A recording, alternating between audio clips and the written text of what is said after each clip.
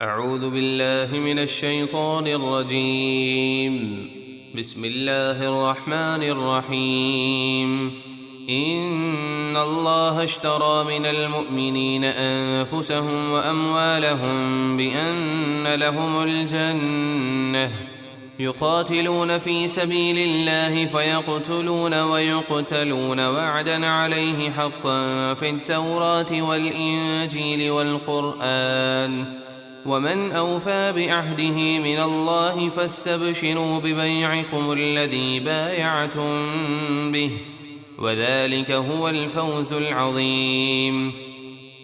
بے شک اللہ نے ایمان والوں سے ان کے جان و مال اس قیمت پر خرید لیے ہیں کہ ان کے لیے جنت ہے، وہ اللہ کی راہ میں لڑتے ہیں اور دشمنان اسلام کو قتل کرتے ہیں اور شہید کیے جاتے ہیں۔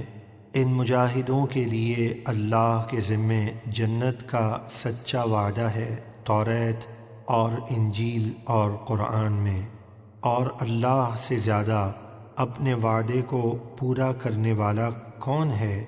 تو تم اپنے اس سودے کی خوشیاں مناؤ جو تم نے اس سے کیا ہے، اور یہی بڑی کامیابی ہے۔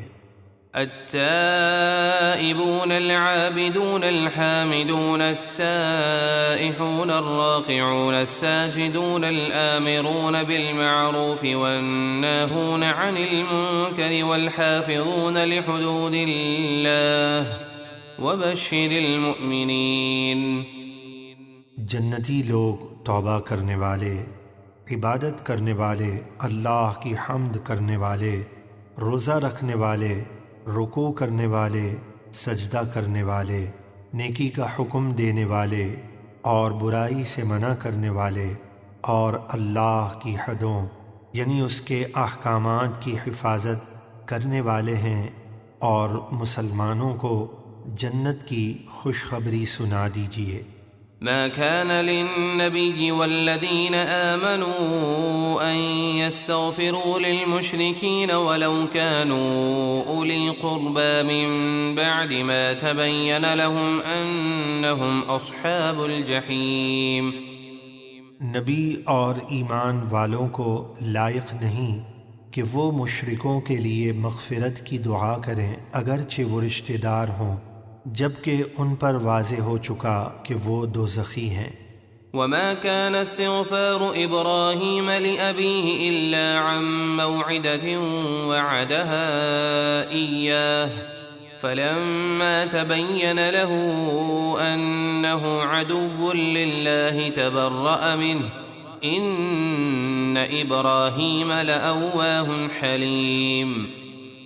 اور ابراہیم علیہ السلام کا اپنے باپ یعنی اپنے چچا آزر کے لیے مغفرت کی دعا کرنا صرف اس وعدے کی بنا پر تھا جو وہ اس سے کر چکے تھے، یعنی آپ کے چچا آزر نے اسلام لانے کا وعدہ کیا تھا، اس پر حضرت ابراہیم علیہ السلام نے اس کے لیے دعائے مغفرت کا وعدہ کیا تھا۔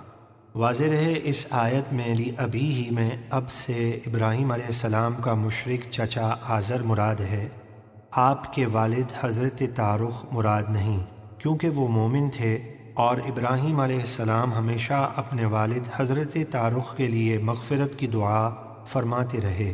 چنانچہ سورہ ابراہیم کی آیت نمبر 41 میں ارشاد ہے، ربنا اغفر لی ولوالدی، نیز حضور صلی اللہ علیہ وسلم نے ارشاد فرمایا، میں ہمیشہ پاک پیٹھوں سے پاک رحموں کی طرف منتقل ہوتا رہا، یعنی حضور علیہ السلام کے تمام آباء و اجداد موحد مومن تھے، جبکہ آزر مشرک تھا اور کفر ہی پر مرا۔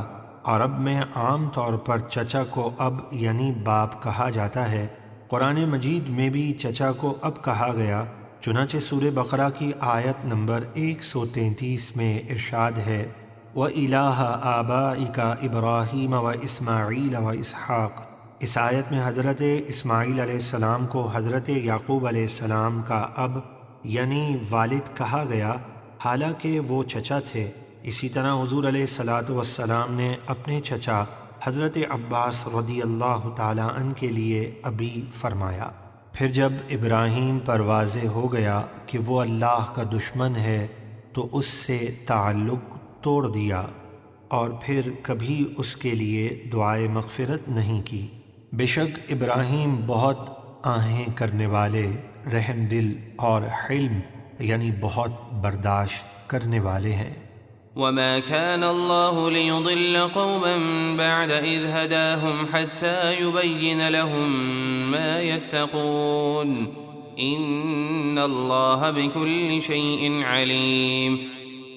اور اللہ کی یہ شان نہیں کہ کسی قوم کو ہدایت دینے کے بعد گمراہ فرمائے جب تک انہیں صاف نہ بتا دے کہ کس چیز سے انہیں بچنا چاہیے۔ جب مسلمانوں کو مشرکین کے لیے استغفار کرنے سے منع فرمایا گیا تو انہیں یہ خوف ہوا کہ پہلے وہ مشرکین کے لیے جو دعائے مغفرت کر چکے ہیں کہیں اس پر ان کی گرفت نہ ہو جائے۔ اس آیت کریمہ میں انہیں تسلی دی گئی کہ جن باتوں سے بچنا ضروری ہے اللہ تعالیٰ اپنے بندوں کی ان باتوں پر اس وقت تک پکڑ نہیں فرماتا جب تک ممانعت کا حکم نہ آ جائے۔ اس سے یہ مسئلہ بھی معلوم ہوا کہ جس چیز کی شرع کی طرف سے ممانعت نہ ہو وہ جائز ہے۔ بے شک اللہ سب کچھ جانتا ہے۔ ان اللہ له ملک السماوات والارض يحيي ويميت وما لكم من دون الله من ولي ولا نصير۔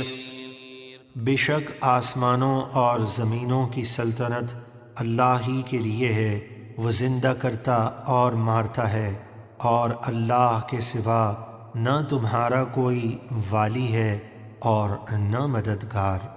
لقد تاب الله على النبي والمهاجرين والأنصار الذين اتبعوه في ساعة العسرة من بعد ما كاد يزيغ قلوب فريق منهم ثم تاب عليهم إنه بهم رؤوف رحيم۔